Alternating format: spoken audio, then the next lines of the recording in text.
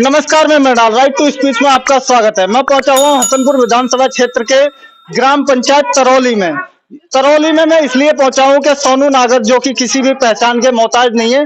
बात करूं मैं गंगेश्री ब्लॉक खंड की, तो यहाँ पर उभरते हुए चेहरा और फिर कहीं तक समाज सेवी के तौर पर आपको हर जगह एक्टिव मिल सकते हैं। वहीं पर पूरे देश में हो रहे नए साल के उपलक्ष्य में हवन यज्ञों को लेकर के यहाँ पर एक हवन का आह्वान किया गया था, तो मैं उसी उपलक्ष्य में यहाँ पर पहुंचा हुआ हूँ। साफ तौर पर आप देख सकते हो कि यहाँ पर मेरे साथ में इसी ग्राम पंचायत से जुड़े हुए ग्रामीण मौजूद हैं और उन्हों के ही साथ में सोनू नागर जी मौजूद हैं। मैं बात करूंगा कि इस ग्राम पंचायत के उपलक्ष्य में और जिस तरीके से अयोध्या राम मंदिर में जिस तरीके से पहल हुई है, और केंद्र सरकार की बात करूं या फिर राज्य सरकार की बात करूं, योगी सरकार ने एक हिंदुत्व को मजबूत करने के लिए एक मिसाल कायम की है। सभी को पता था कि बाबरी मस्जिद को लेकर के कितना घमासान पूरे देश में मचा हुआ था।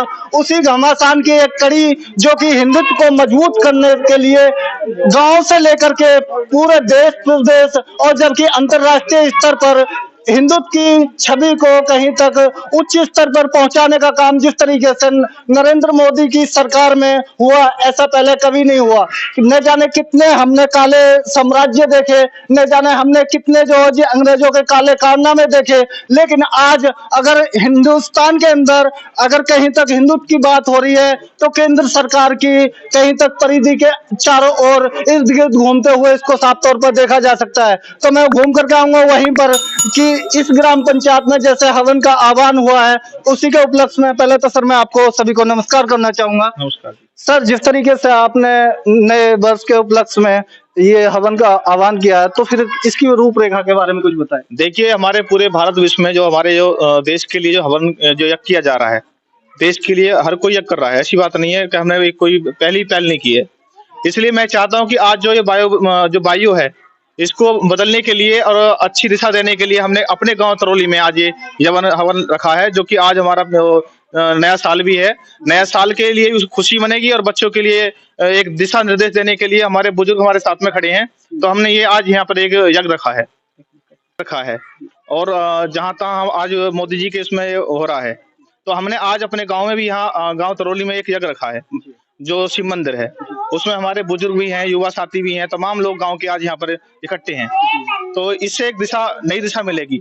और जो हमें जो वायु है, उस वायु को बदलने के लिए क्या करना चाहिए, हमें यज्ञ करना चाहिए। तो हमने आज यहाँ अपने गांव में जो शिव मंदिर पर यज्ञ रखा है, तो इसके बहाने आज नया साल भी आप जानते ही हो, तो इससे भी एक हमें नई पहल हुई आज।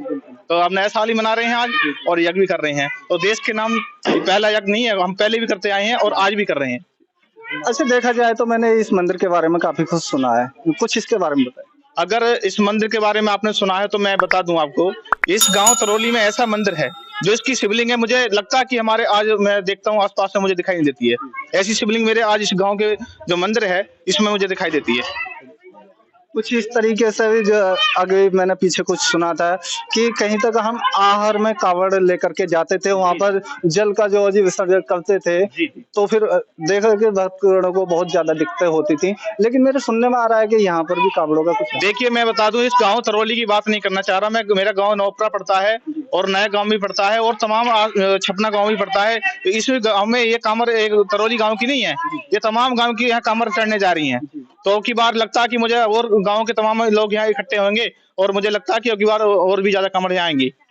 हाँ, और यहाँ पे मेला लगाने की तैयारी भी हमारी है। हम छोटा मोटा अपने कार्यक्रम करते हैं शिवरात्रि पर, तो उसे बड़ा करेंगे की बार, बड़ा भंडारा लगाएंगे की बार।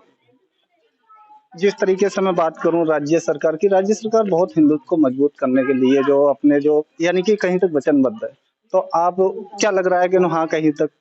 देखिए, राम मंदिर अयोध्या के लिए जो आज आप भी सुन रहे हम भी सुन रहे हैं, वहाँ के लिए जो बस भी व्यवस्था की है सरकार ने, बसों को भी गाँव को जोड़ा गया है, पब्लिक को ले जाया जा रहा है, उसे दिखा रहे हैं।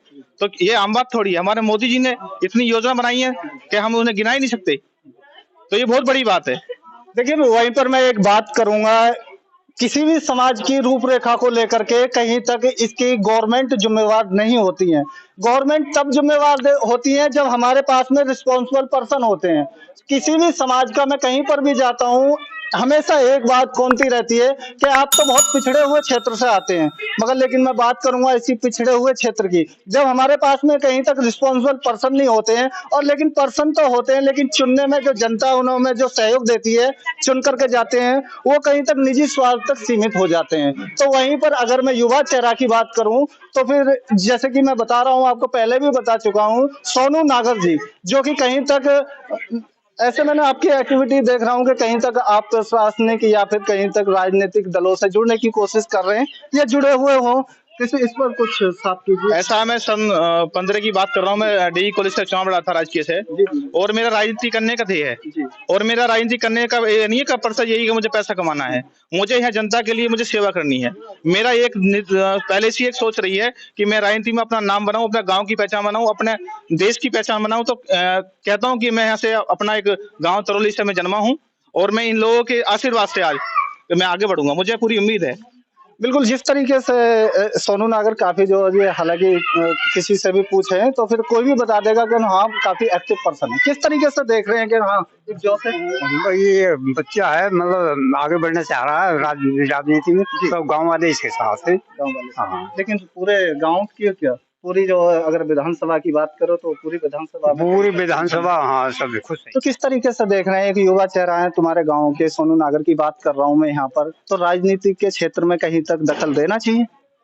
हाँ सही बात है, सोनू नेता बढ़िया है, अच्छी सोच है, आगे गांव की तरक्की के लिए अच्छे काम कर रहे हैं। कुछ ऐसे गांवों में जो काम जो कि पेंडिंग रहे हों, कुछ उसमें जो यानी कि प्रतिस्पर्धा के तौर पर उनको कंप्लीट कराने में कोई योगदान? हाँ भाग ले रहे हैं उसमें।